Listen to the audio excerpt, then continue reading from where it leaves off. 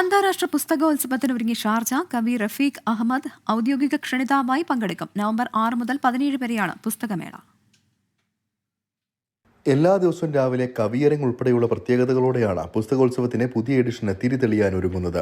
6 ഭാഷകളിൽ നടക്കുന്ന കവിയരങ്ങിൽ മലയാളത്തിൽ നിന്ന് റഫീഖ് അഹമ്മദ് പ്രത്യേക ക്ഷണിതാവായി എത്തും. തുടക്കം ഒരു പുസ്തകമെന്ന പ്രമേയത്തിൽ നടക്കുന്ന ഈ വർഷത്തെ ഷാർജ അന്താരാഷ്ട്ര പുസ്തകമേളയിൽ 112 രാജ്യങ്ങളിലെ 2520 പ്രസാധകർ പങ്കെടുക്കാനെത്തും.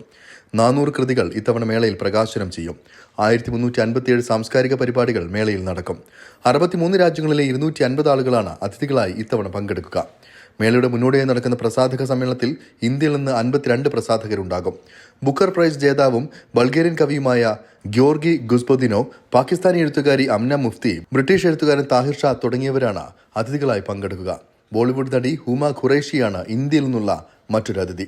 കുട്ടികൾക്കായി പ്രത്യേക പരിപാടികളും മേളയിൽ ഒരുക്കുന്നുണ്ട്. ഭക്ഷണപ്രേമികൾക്കായി ഷെഫ് കോർണറും ശില്പശാലകളും മേളയുടെ ഭാഗമായി നടക്കുമെന്നും അധികൃതർ വ്യക്തമാക്കി. 24 ദുബായ്.